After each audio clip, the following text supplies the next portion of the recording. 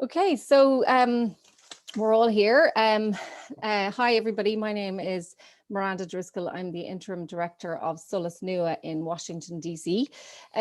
Welcome to Is It About a Bicycle?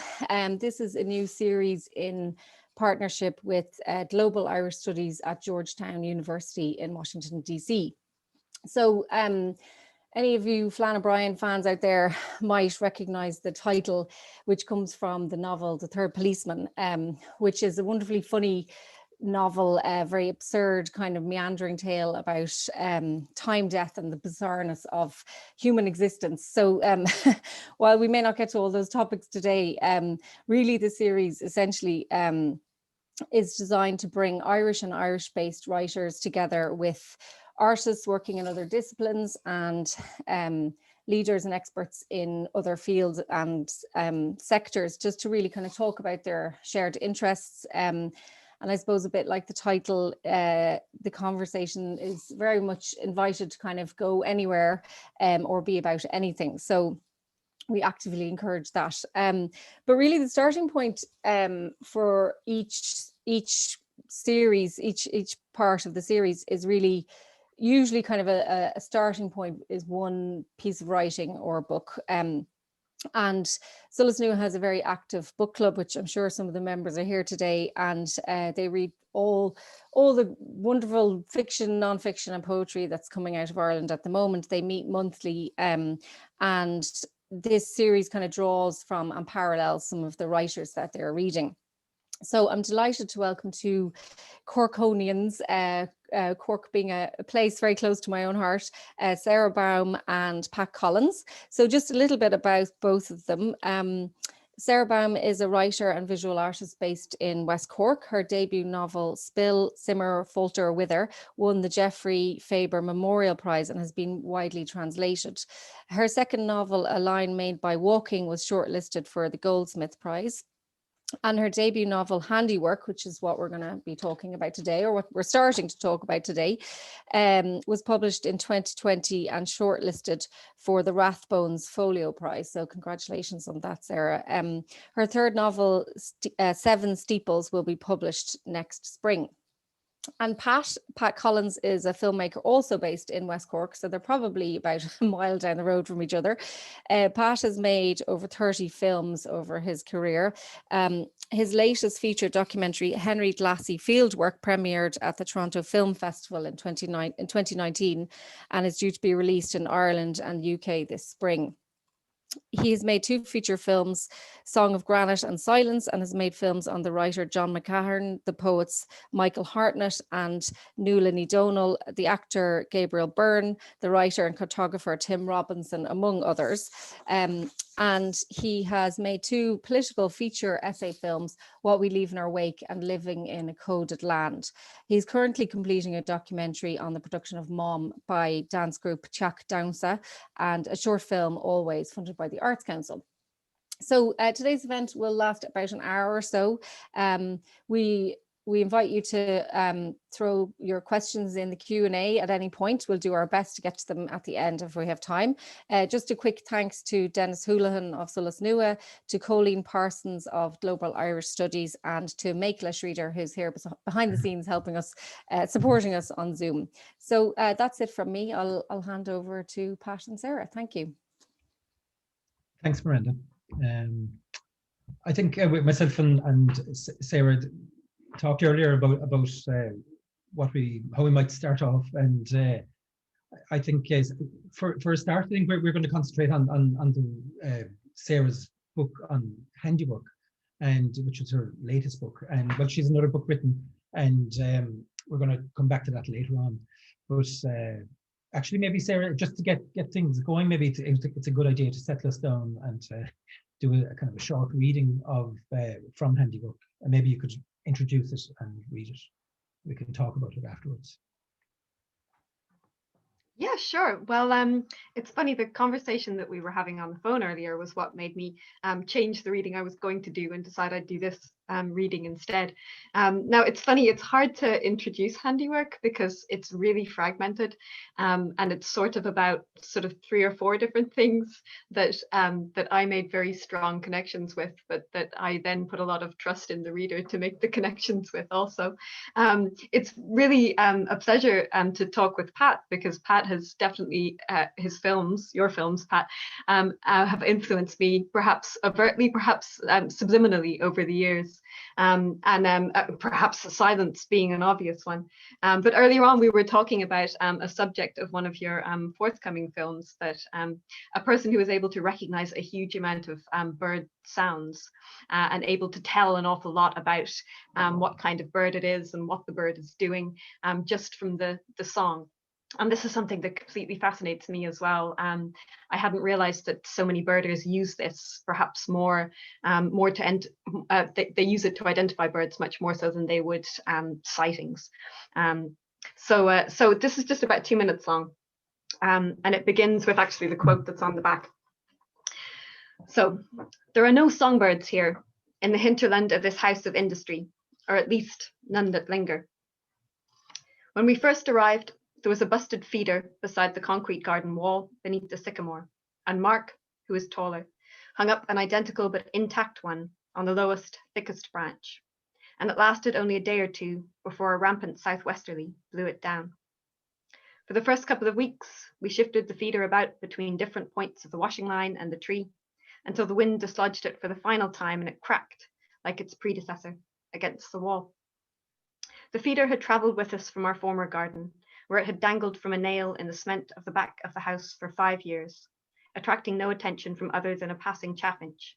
And since then, I have convinced myself that songbirds will only successfully establish in gardens they recognise from collective memory, gardens their ancestors frequented in generations past. Instead of the chirp of feeding songbirds, ours is the cackle of far-off gulls. After noon, I am less in need of the comradeship of strangers' voices. This refers to how I spend the first half of my day writing and then the second half of my day working with my hands. In contrast to the near silence of the practice of writing, handiwork requires constant movement and generates its own soft, sputtering racket, like a summons, I sometimes think, like incantations of the meeting of material and tool. It is important to listen, so the birders say, as important as it is to watch, or even more, because often you will only know which direction to turn your head from the sound of the song. The sound of the mixing station, and this refers to the different stations of the house that I designate for different activities, is the muffled tinkling of a teaspoon, and then the soft bump, bump, bump of plastic packaging against laminated countertop. The sound of the carving station is the stabbing and scraping of sharp steel against moist plaster. The sound of the painting station is the dabbing of a blunted brush against thrice primed china. The sound of the sawing station is the puttering of diminutive motor, and then the rasping of light wood against the teeth of a slender blade. Often, I sit outside on the garden bench in order to sand, and this sound, in summer inescapably accompanied by gull cackle and insect hum, is the shush-shush-shushing obliteration of the finest splinters and final anomalies. The sound Mark makes, and Mark is my partner who works in the house alongside me, is a thump or rattle or scuff or step, the tap as it runs, the kettle as it boils, the mew and click of a door. At intervals, as we drift between stations, we pause to speak to one another, not really saying anything of consequence, but making simple flight calls, like geese gently honking to the fellow members of their formation as they flap, reassuring the others that they are still nearby and still, to some extent, on course. And it's funny reading that back and thinking about how acutely aware of all the noises of the day I am now since we've been in lockdown. Yeah, and you talk about listening there, and I always think listening really, I suppose, is kind of paying attention really to in a way. I think Richard Ford talks a lot about that. It's kind of how important it is to pay attention, and that you know, that I suppose people who bird watchers are paying attention, and there's something kind of people who are paying attention to the world, you kind of feel like they are people who should be worth listening to. And I'm just wondering, actually, when did you start kind of noticing birds, and when did you start listening? I think in your book you say it's maybe recent enough that it's, but I'd imagine that it must have been there during your writing the first couple of books as well, or is it just something that you wanted to? Yeah, sorry. Yeah, well, it's funny when you listening. I don't know that I ever listened really, because I'm still someone who like really struggles with the noise of birds. I know like the really obvious ones, are the ones that are reasonably common around here, like the rook, who kind of makes a sort of a grunting noise, and then the chaffinch, and the great tit, who makes like a noise that sounds like a squeaky wheelbarrow. But I'm still pretty bad on identifying them by the sounds. For me, it was very much a visual thing.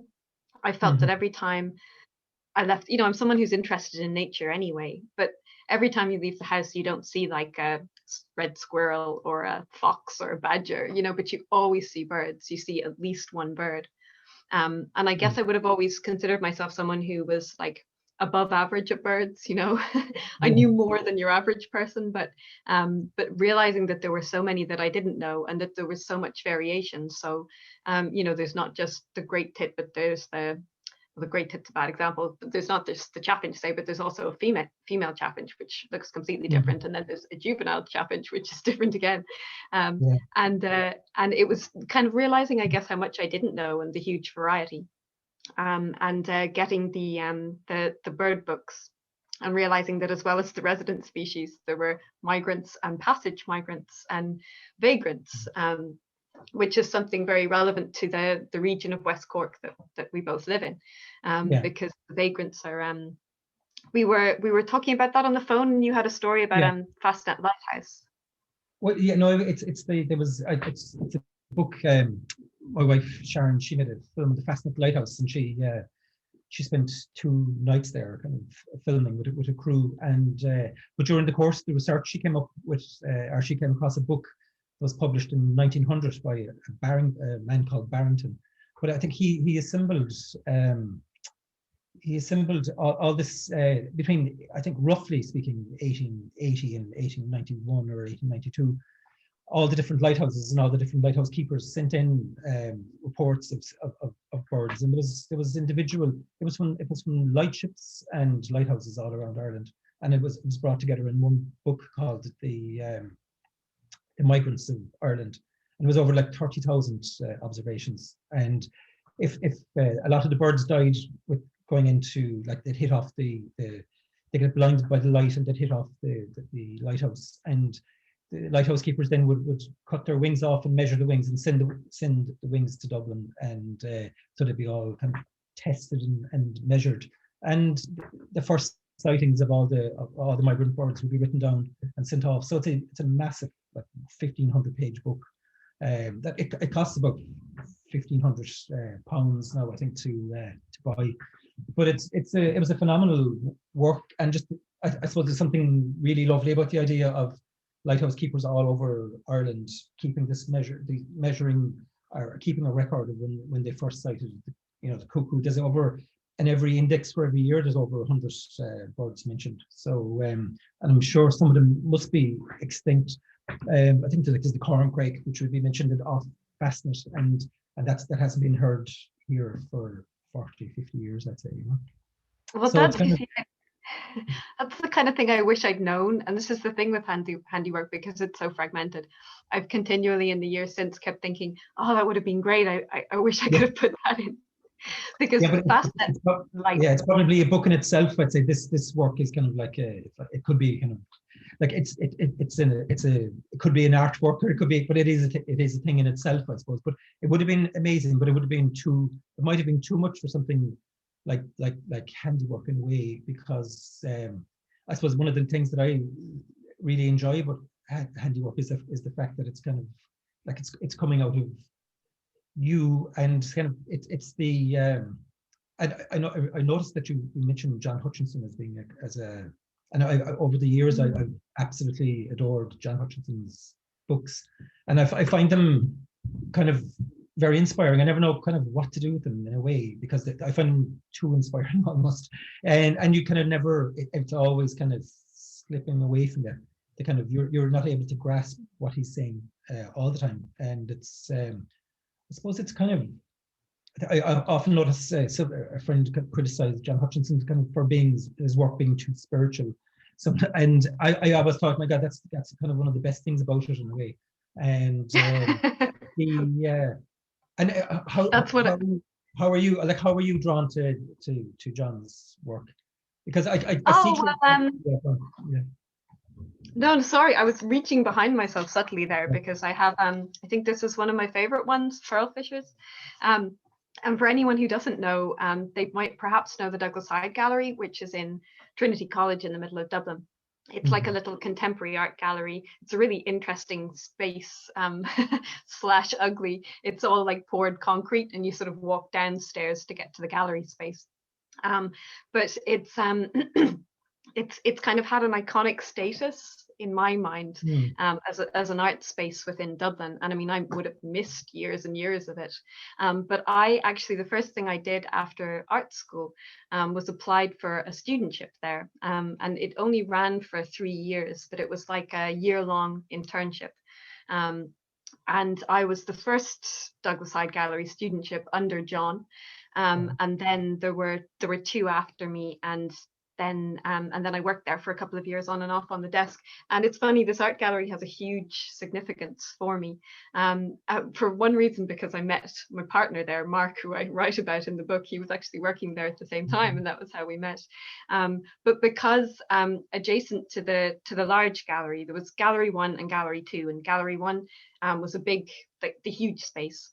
And that would practically nearly always have an exhibition of contemporary art, you know, sometimes Irish, sometimes from overseas, sometimes group, but it was pretty much always a living artist. And then in the smaller gallery, adjacent Gallery 2, there would be some kind of exhibition that was related, but it was nearly always some kind of folk art, or possibly outsider art.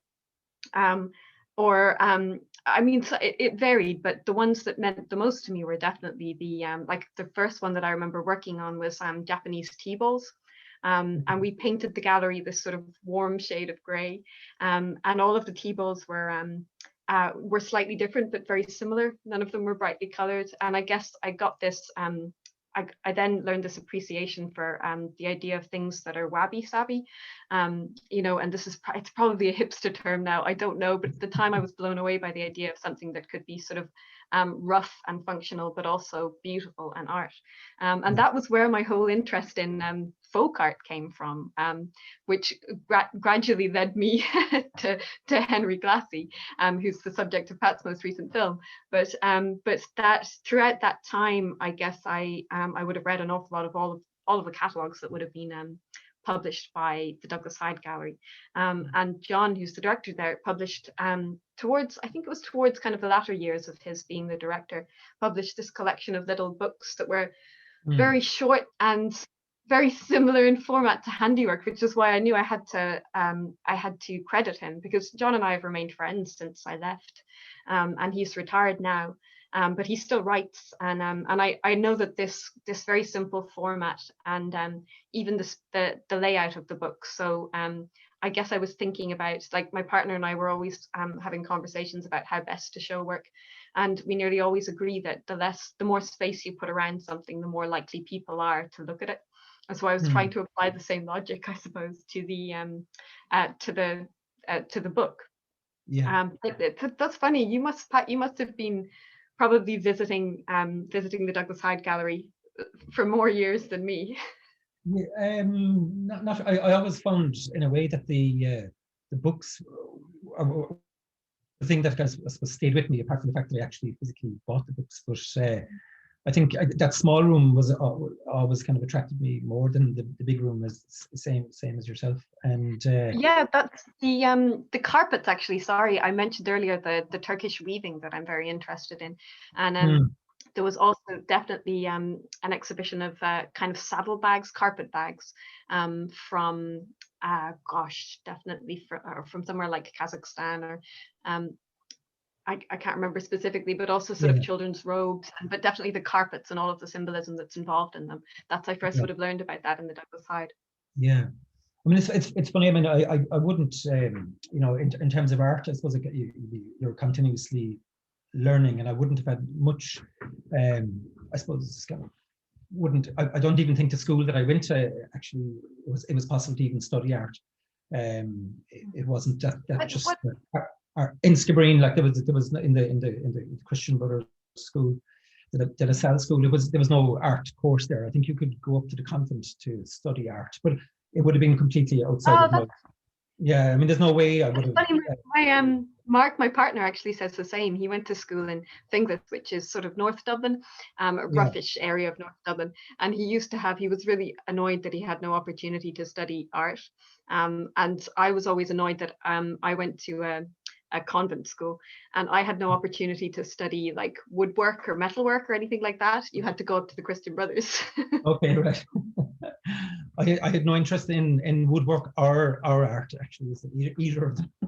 So at the time, you know, it's kind of so I'm only kind of learning. I mean, as I get older, I'm learning more and more about art. But in the, I suppose what drew me to Henry Glassy, I suppose, was the kind of very democratic kind of nature of it. And I was in somebody's house recently enough, and I saw these Syrian wedding shawls, and it was and I suppose they were exactly like a kind of a Rothko painting, and the colors that were the kind of the reds and the greens that were in it were like a color you'd never see, you know, in a painting almost. And I've often kind of wondered, and I you know I've through talking to Henry, I kind of got a real appreciation for what I suppose what Henry echoes Morris in talking about the weavers up the mountains in Turkey, these women who are making the most incredible works of art, and it's abstract art in the sense that it's not figurative, I suppose. It's and they're incredible designs that they spend so long working on. And I always kind of think that it's denigrated. That's not denigrated, but it's kind of called arts and crafts, or it's called craft, as if it's and Henry Glassy would say it's just, you know, you get a photograph or you get a painting and you put a frame around it and you can sell it for $20,000 in Manhattan if it's any good, you know. But that it's a completely it's class bias, really, in a way, you know, that it's and I often kind of find that I suppose the art world, to a certain extent, is I can't think of his name now, but I remember seeing a man from Askeaton in the Douglas Hyde. I went up to Dublin actually to hear him speak about walking sticks, and that was Sean Lynch, and I can't think of the walking stick maker, but his name's on the tip of my tongue. Baron, maybe. I'm not sure. I could get that wrong, but it seemed very incongruous. The walking sticks were they were made out of he'd made them out of very crude sort of sticks, basically, that he found in the woods, you know, and he'd make little animal faces and then varnish them and sand them. They were the most beautiful objects.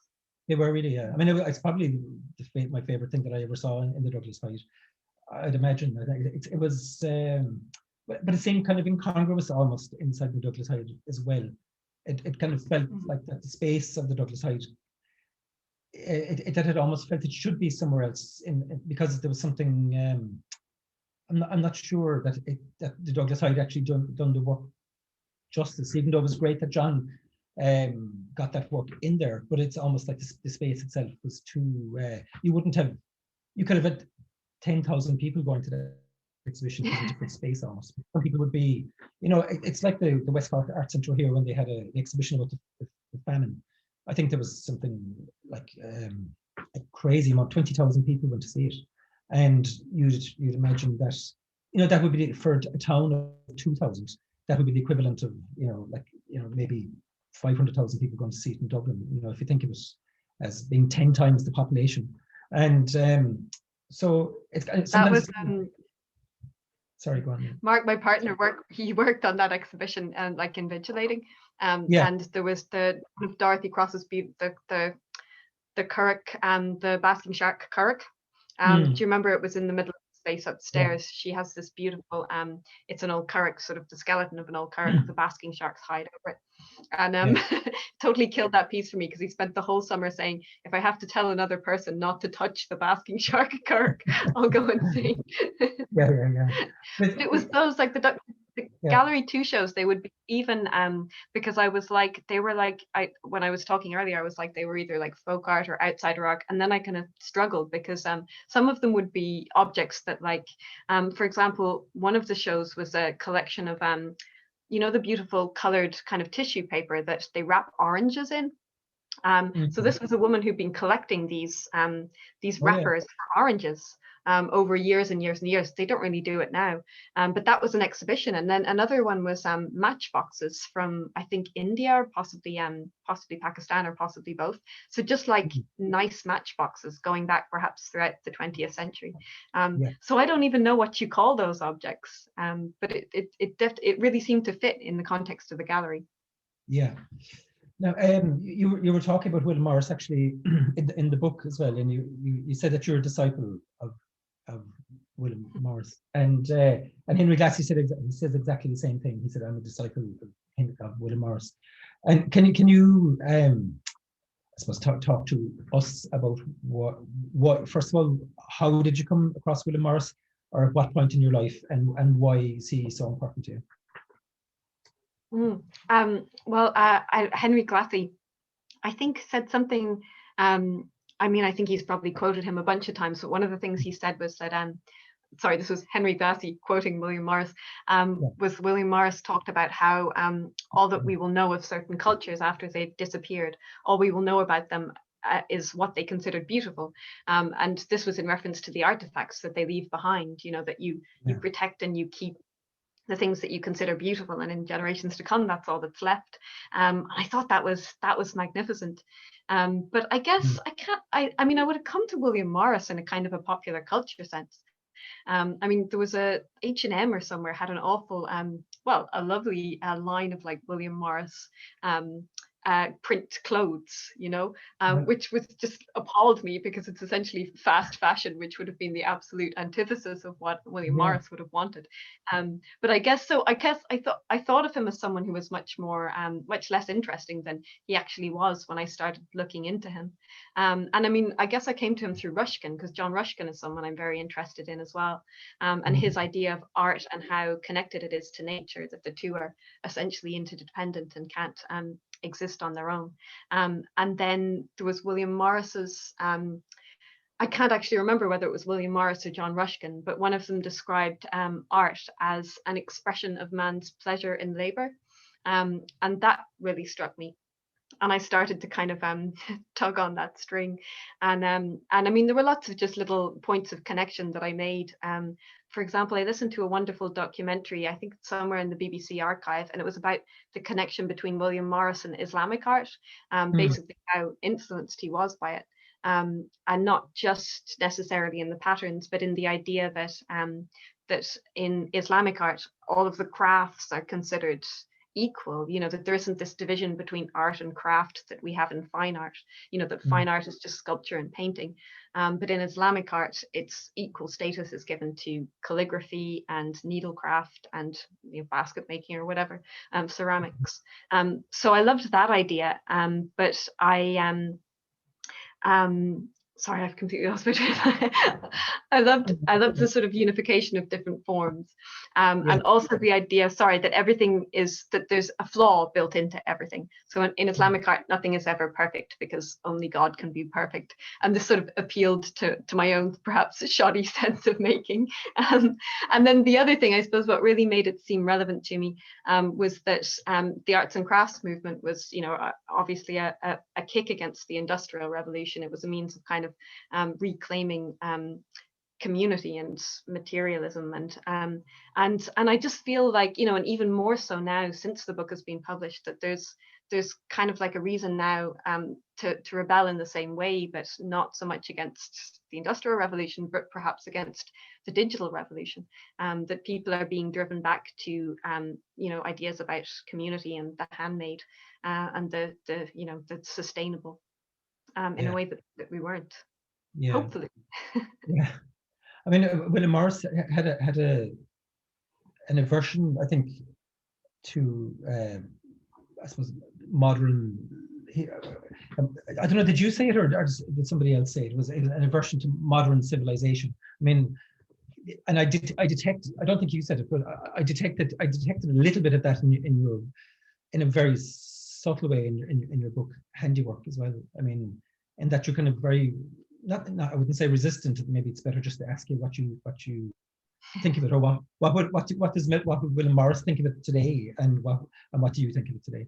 I mean, yeah, no, I definitely said a version of that, but it was possibly also in relation to my dad and my granddad, or my dad. And what actually springs to mind is how annoyed he always was when cars started to become electric. Well, not electric, but when cars started to be like mainly about, the electrics. And the way when you have a problem with your car now, you have to bring it to the garage and they have to plug it into some kind of a machine that then reads what's wrong with it. And my dad hated this. Like, I had a 89 Fiesta for or me and my sister both had it for about 20 years, because anytime it broke, he could pick up something out of his shed and stick it back in it. And when things became computerized, he hated them. And so, it was funny to me reading about William Morris, who was obsessed with the Gothic and with medieval times. So obsessed with the past, whereas for me to be obsessed with William Morris is to be obsessed with the past in a way.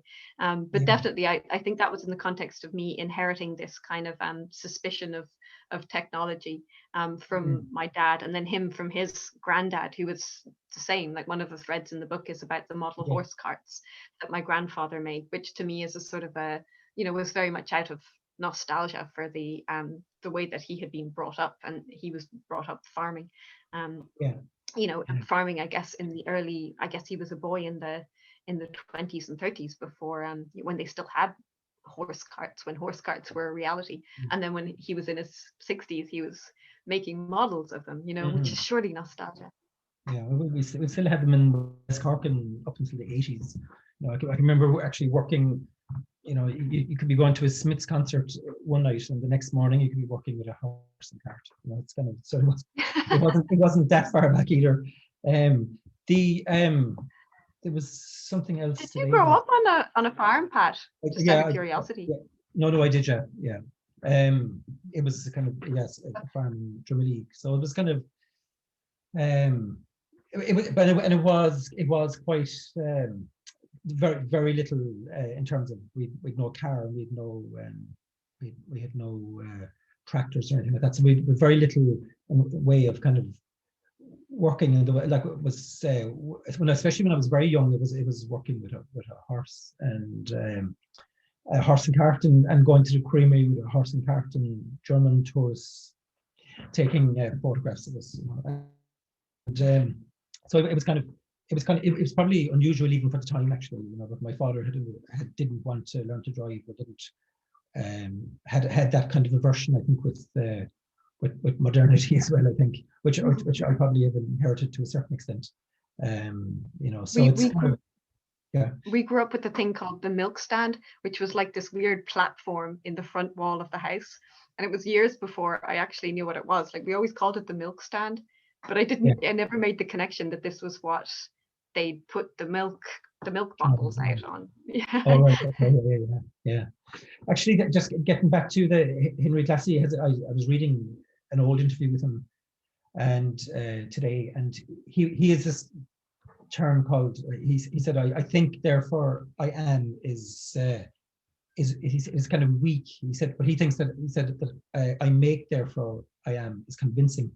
And it's kind of, I think, reading your book, it's not that he's kind of, anti-intellectual or anything like that, far from it, but it is that idea of people being kind of separated, I think, from their bodies and separated from the work that they do. Henry talks again about kind of the vast, huge amounts of America, let's say, he was talking about America, is that they're so cut off from the work that there's actually no, there's nothing to show for the work that they do, you know what I mean? It just kind of disappears into their computers, and they're completely cut off. They can't, and it's true of modernity, I suppose, that there's the comfort of being able to say, I made that, that you can walk away from the thing that you've made and said, that I've made it, and there's a huge satisfaction. And I think, and it's kind of partly it makes you kind of subconscious when you read, say, the Irish Times or the supplements at the weekend, and you feel everything is being packaged into kind of lifestyle. It makes you kind of feel self-conscious. It's about baking and knitting, and these are all amazing things, but they're being kind of sold to you as kind of lifestyle, even though they're much more kind of meaningful than that in some ways. And it almost gives those things a bad name when you're trying to sell advertising around it or something. But I think that completely. Yeah. Sorry, just that, I mean, that completely is the subject of handiwork in a way, because I talk about how I just feel it's so, like, I can sit at my computer for several hours and I put in the words, and I put in the words, and I put in the words, and then when I shut down the computer and walk away, it's sort of gone, and all I need to do is spill some coffee into my laptop some morning and it's gone, like it's all gone. Whereas when I'm working on a series of objects, like at the moment I'm working on a series of model ships, I do, like today I stuck bits onto the hull and I painted it, so that when I come down in the morning, the first thing I'll see on the table in the living room is the containers that have been painted and are sitting and waiting to go on the ship, and the sails that have been put on the ship, and I can see that I've actually made some progress. I've made a thing. And so, useless though it may be, destined for nowhere, it still feels as though I can see the progress I've made. And as soon as I open my laptop, I just feel drained. Yeah, it's true. Yeah. Actually, one of the first question I was going to ask you this morning is what did you do today in terms of, like, after you woke up, what did you do today? Today being Sunday. Did you work? I mean, would you have worked today? No, I do something every day, and I think that's the important thing. I mean, it's kind of the most basic bit of sort of creative writing advice, isn't it? Write something every day, even if it's only 10 words or 100 words. You feel like you've made some kind of progress. And for me, I mean, today was Sunday, so like cut me some slack here. but I always go first to the desk, and the thing is with writing, I guess with any art form, and you know this yourself, Pat, as soon as you start doing okay, then there's all of this admin that comes flowing in, and that's both completely necessary and completely depressing, because you feel like in order to continue to be allowed to work in the way that you work, you have to also administrate the things that you've already made and the things in the future that you intend to make. Like we were talking earlier about getting funding for a film, for example, and I mean, it's certainly not much less arduous in writing and in the world of art, but they're still sort of applying for grants and all that. But yeah, so I do some like dead time at the desk. And then in the afternoon, I always work on things in the afternoons and on into the evening, because I can't sit still. Like my father, who I write about, always kind of fidgeting. He could never sit easy, even on Christmas Day. Like he had to go out to the shed for a while. So yeah, I like I say, I painted different parts, glued and painted bits of a model ship. And in the evenings, I always usually do some kind of needlecraft, and it's not very ambitious, but for me, it's a sort of a marker of time. That I guess I'm always what I've been thinking about a lot in relation actually to Henry Glassy and to folk art is how do I make a form of folk art that represents how I'm not really tied to any particular culture or tradition. What does it look like now? Like so much of folk art is connected to religion in some way. So what does folk art look like if we live in a secular society? And I've been thinking about how I was born a blow-in. Like when you talk about growing up on a farm in a specific place, I'm always like furiously jealous. I have my good friend, my best friend, has very, very strong roots and to County Clare, and she talks about her grandmother and the stories she would have been told as a child, and I'm always intensely jealous because I was born a blow-in. I'm not from the place that I grew up. Neither of my parents were from the place that I grew up. So I'm always trying to think about how to create perhaps a sense of place and a sense of community, and a tradition. How do I make a new tradition, because I don't have an old one? Yeah. Well, why would I mean, I suppose again, Henry would talk about that there, in the documentary that I made about him. He would say that there's only influence, and in some ways there's only tradition. Like, I mean, if you think of Rothko and you think of Picasso and you think of, like, they all went back into tradition to invigorate their own. I mean, that's what modernism is all about, really. Is going back. It's kind of even what, you know, Singh did in terms of the Aran Islands. You know, you kind of look around the culture and you kind of feel that the culture is washed out, you know, and then so you need energy from someplace. So the best place in a way. I mean, I didn't think this when I was probably younger or whatever, but the best place to go is back into tradition to a certain extent, to re-enliven your own work to a certain extent. And I mean, even one's personal tradition, I presume, is coming out of some other tradition. Would it not be? I'd imagine, maybe. Well, that all traditions kind of cross over at some point. Like an example that I've probably gleaned again from Henry Classy was the quilts that they make in the south of America. You know, the kind of traditional. I say traditional quilting, that probably actually came over originally from Europe, from the Netherlands or somewhere, but that then was adapted when African Americans started to incorporate their own sort of colors and their own images coming back from their own backgrounds, their own stories into the traditional or into the quilting of the country and the society they lived in then. So I think it's okay now, and I think as Irish people we're becoming much more, you know, we don't have the same sense of place perhaps, that it's as relevant to be you know, I guess what am I, an English Irish person or a Black Irish person or a Chinese Irish person or whatever the case may be. But I actually kind of I always think, I was only saying it to somebody recently that I think if you, and this could be, I think if you live in Ireland, it doesn't actually matter where you come from. I think history tests this actually, is that Ireland is too powerful a force in terms of place, in terms of everything about it actually, for somebody not to be brought into it. Kind of, it's almost nearly impossible to stay outside it if you're inside it, if you know what I mean. That to be, I'm sure it's possible to kind of be, you know, in the financial services centre in Dublin and be oblivious to it. But if you're actually engaging with the country in terms of its history, in terms of its arts, in terms of its climate, in terms of the landscape and place, it's way too powerful for somebody not to be affected by it, or for you know, that's what I would say to kind of, you know, people who have kind of slightly xenophobic or, you know, kind of protective, is that it doesn't actually matter how many people come into the country. They're going to be eventually become part of it. It doesn't.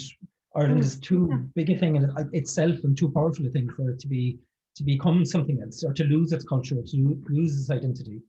I mean, it's always great when there's energy brought in from elsewhere, and it's ever and always happened. But the central thing, I think, of Ireland to a certain extent is still pretty much the same, I think.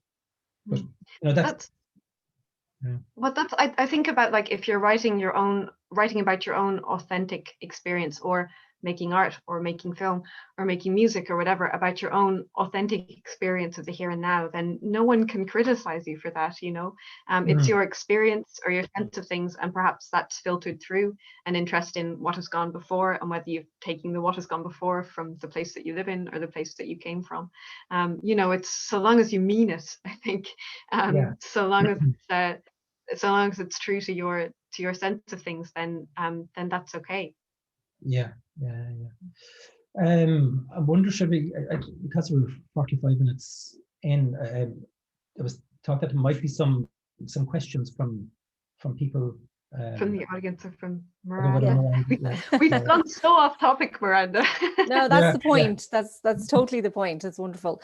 There's a couple of questions there, but I have a question or two myself as well. And I'm really interested, Sarah, because it's funny actually, and it wasn't entirely planned this way, but you know, this is the second part of this series, and the first part was Adrian Duncan, whose career started and continues as a visual artist. I mean, he was a structural engineer, he's also a visual artist and a writer as well, like yourself. And I'm kind of thinking as I'm hearing you speak, and it's something that's of particular interest to me, this sort of slippage between disciplines. But I'm also curious about your how you kind of tackle that. Like, is there a kind of push pull? So you get up in the morning and you assign like a certain part of the day to writing and a certain part of the day to making, and sometimes those maybe swap or change. But is there a push pull between the visual art and the writing? Like, do they kind of compete for your attention? Because I imagine, you know,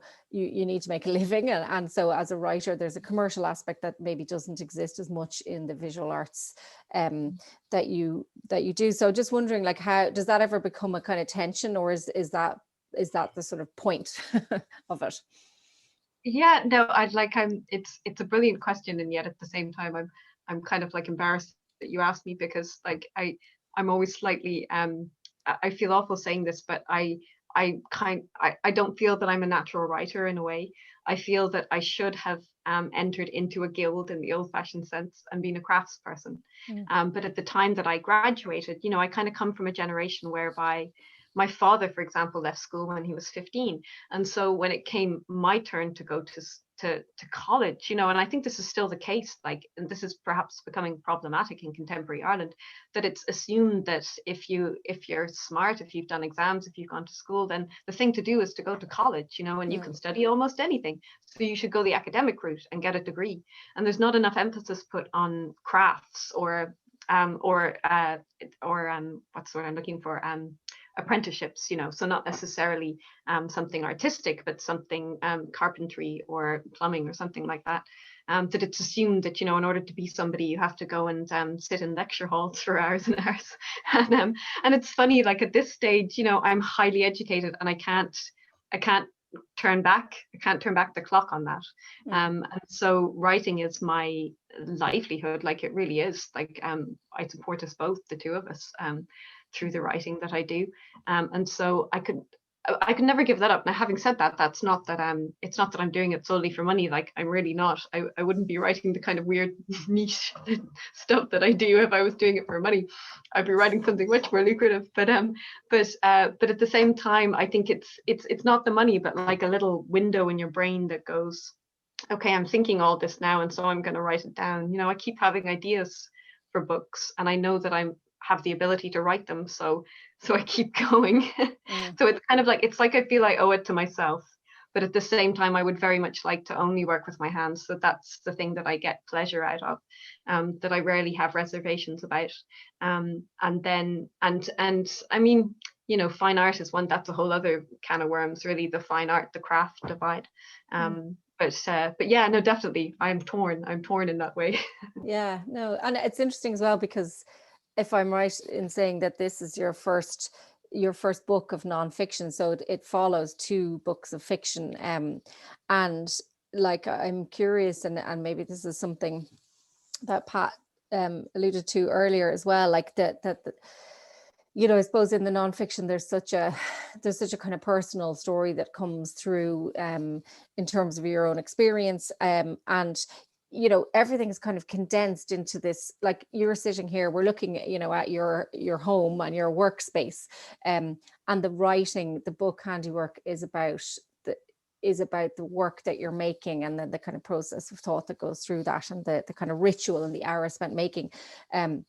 But it's like, to me, it kind of makes sense that you've brought these two things together in through the book, you know, so that you're able to bring them together in a way that maybe you weren't before, because they were kind of competing for your attention a little bit. So what was like? Sorry, I was going Pat. to say there was we were going to ask Sarah as well to read from her unpublished novel that's coming out later this year, I think. Is it? Yeah, I'd be very curious to hear some of that. Yeah, that'd be wonderful, because I'm kind of that.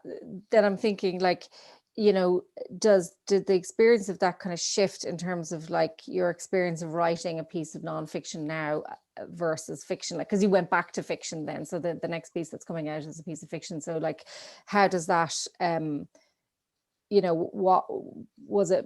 Did it feel very different to write a piece of nonfiction after writing the two novels? Well, no, not really, because both the novels were more or less a version of my life. You know, the second one more obviously so than the first. And then Handiwork is a straight version of my life. And then the novel that's coming is sort of like a version of Handiwork. Like it's I was describing it to Pat on the phone. It's like the fictional version of Handiwork in a way. So it's the same small universe, the same two people, but it's full of decoration as well, I suppose, is how I put it.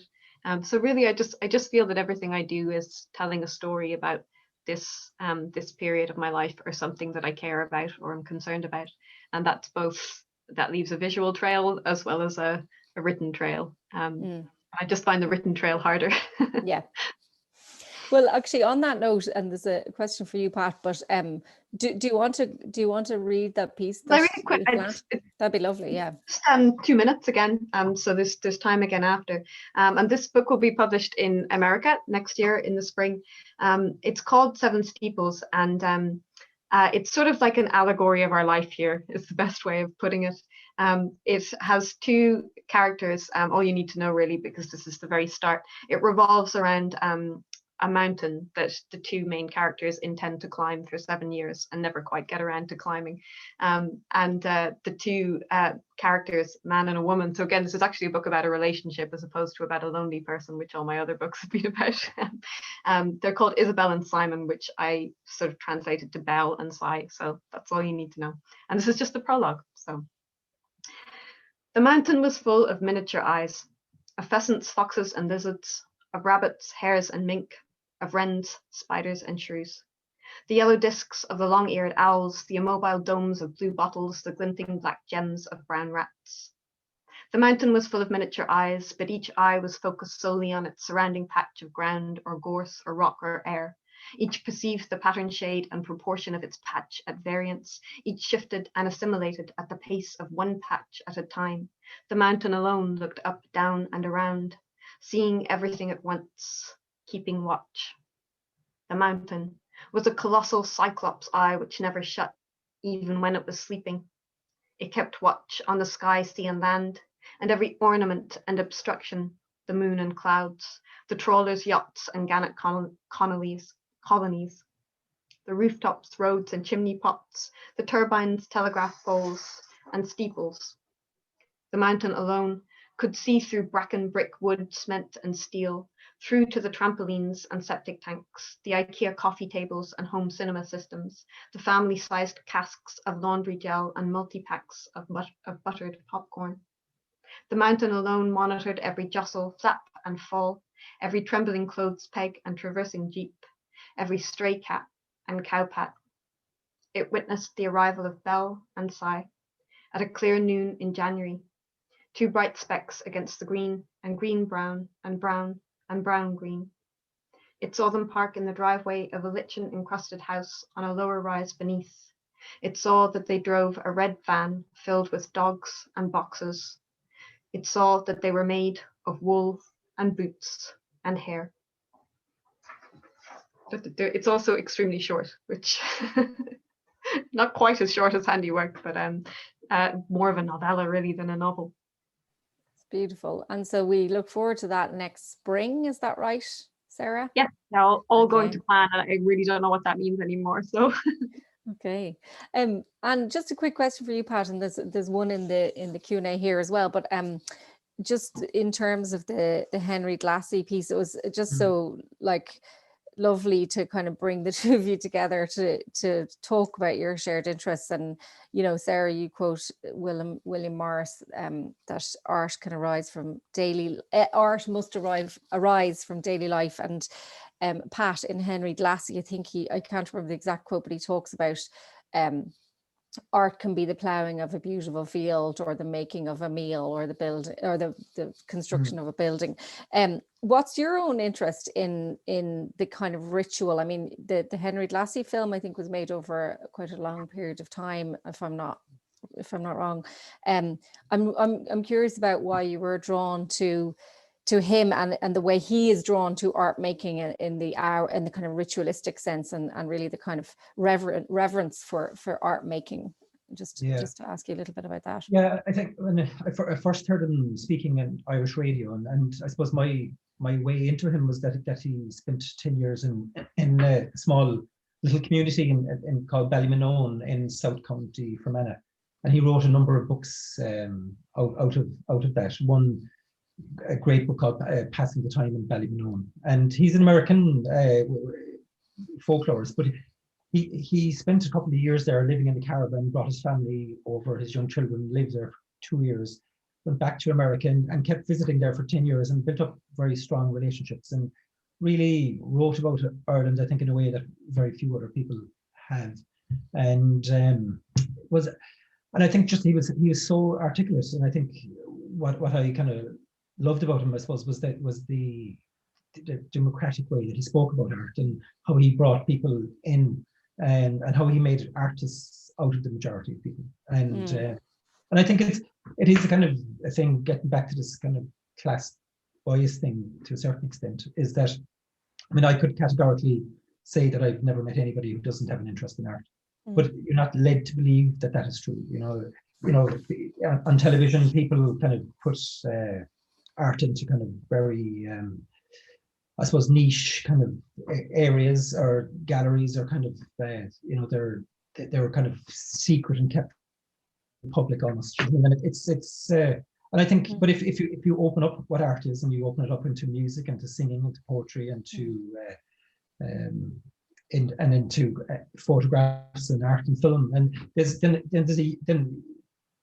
very few people in the world who haven't got some interest in music, or haven't got some appreciation for music, or even if they don't sing themselves, they might appreciate a good singer.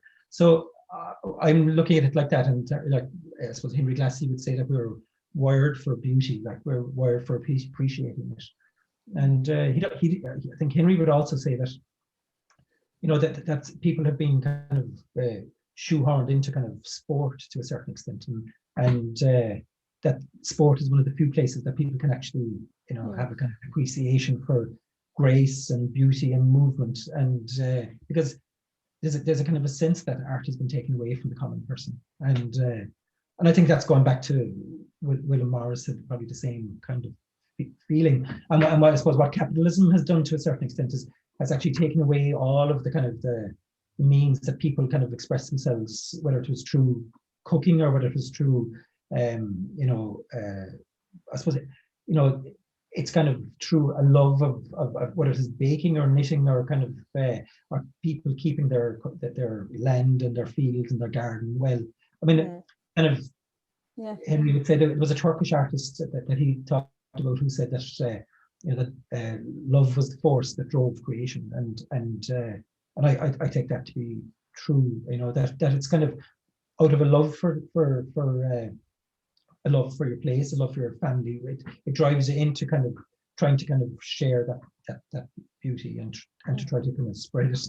And I think most people are I'd be kind of optimistic in that way, but I'm not optimistic about the ability of people to kind of resist the kind of forces that are at play. I mean, that's the real difficulty, because it comes in under the guise of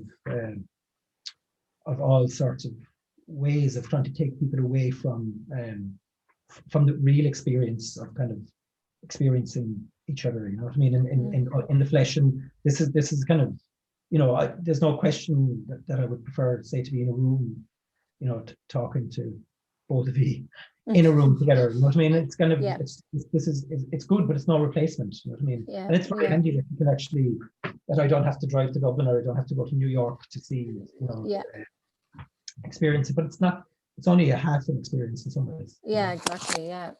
And so just for our audience, sorry, go on.